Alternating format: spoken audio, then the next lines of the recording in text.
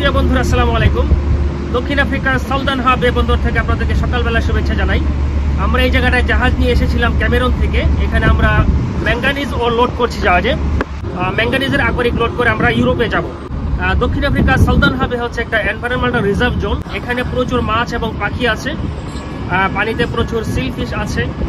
তো এই জায়গাটা হচ্ছে অনেকটা বের মতো, তিন দিক দিয়ে ঘেরা। এক সাইড শুধু আটলান্টিক মহাসাগরের সাথে সংযুক্ত হয়েছে। আমরা ওই সাইড দিয়ে জাহাজ নিয়ে প্রবেশ করেছি। আমি একটু এখানকার বন্দরের পরিবেশ এবং এখানকার লোডিং প্রসেসটা কিরকম আমি আপনাদেরকে ভিডিওতে একটু দেখাচ্ছি।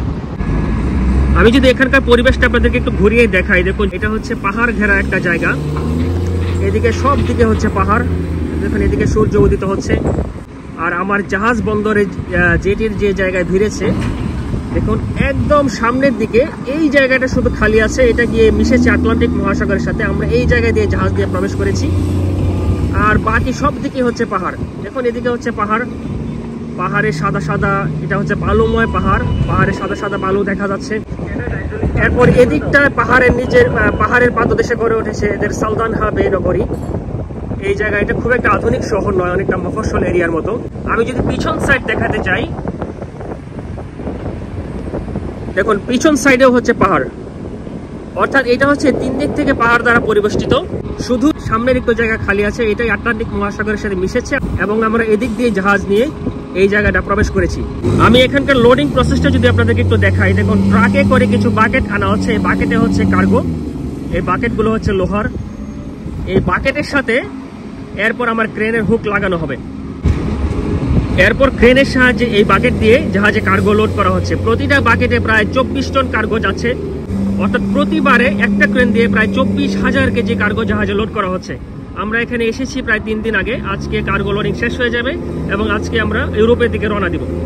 এই বাকেটগুলো সামনে এবং পিছনে হুক আছে। দেখুন আমার ক্রেনের চেইনগুলো এই হুকের সাথে লাগানো হয়েছে। এরপরে পুল করে এই বাকেটটাকে কার্গো কম্পার্টমেন্টে নেওয়া হচ্ছে।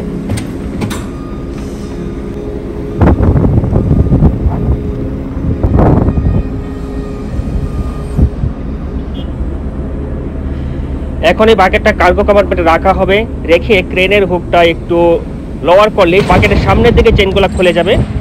এরপর ওয়্যারটা পুল করলেই বাকেট থেকে কার্গো কম্পার্টমেন্টে পড়বে। এভাবেই এখানে কার্গো লোড করা হচ্ছে।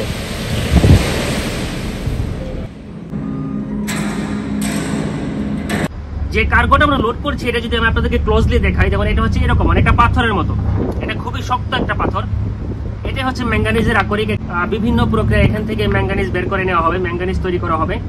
এই দেখুন একদম শক্ত পাথর। এটা খুবই অনেকটা গ্রে কালারের একটা পাথর। আপনারা জানেন যে দক্ষিণ আফ্রিকা হচ্ছে খনিজ সম্পদে পরিপূর্ণ, অর্থাৎ খনিজ সম্পদে সমৃদ্ধ। এরা পশু পাখিতে সমৃদ্ধ। এরা কয়লা এক্সপোর্ট করে থাকে, ম্যাঙ্গানিজ ওর এক্সপোর্ট করে থাকে, এরা আয়রন ওর এক্সপোর্ট করে থাকে। এরকম নানান পণ্য এদের আছে যেগুলো এরা পৃথিবীর বিভিন্ন দেশে এক্সপোর্ট করে থাকে। এই ম্যাঙ্গানিজ হচ্ছে লোহাকে শক্ত করতে কাজে লাগে। এটা হচ্ছে স্টিল তৈরির সময় স্টিলকে মজবুত করতে এই ম্যাঙ্গানিজ কাজে লাগে।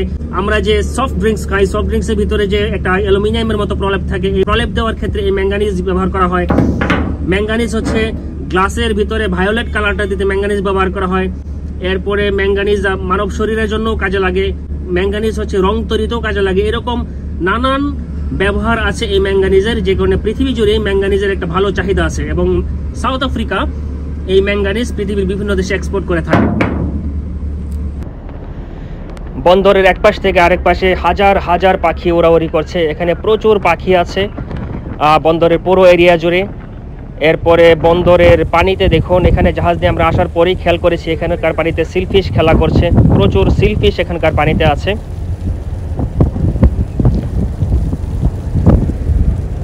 আমাদের লোডিং এখানে আজকে শেষ হয়ে যাবে। শেষ হয়ে যাওয়ার পর আমরা ইউরোপের দিকে রওনা দিব।